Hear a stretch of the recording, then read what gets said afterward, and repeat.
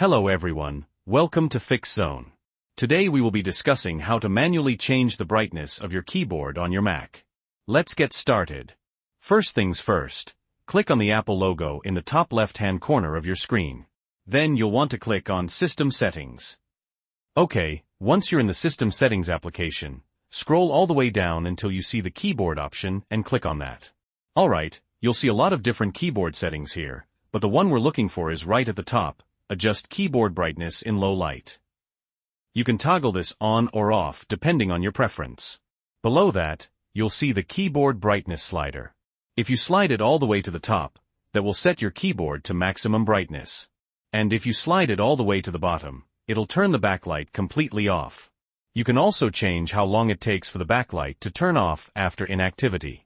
I have mine set to 5 minutes, but you can change it to never, or as little as 5 seconds if you prefer.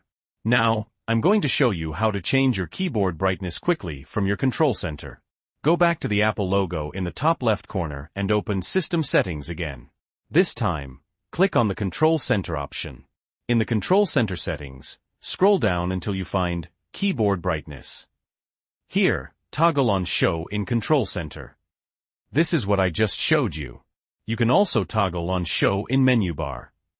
This will add an icon to your menu bar, allowing you to quickly change the brightness from there. Personally, I prefer to keep this toggled off. So that's it. That's how you can manually change your keyboard brightness on your Mac. If this video was helpful, please leave a like. And if you have any questions or comments, feel free to leave them below. Thanks for watching. And don't forget to subscribe to Fix Zone for more helpful tips and tricks.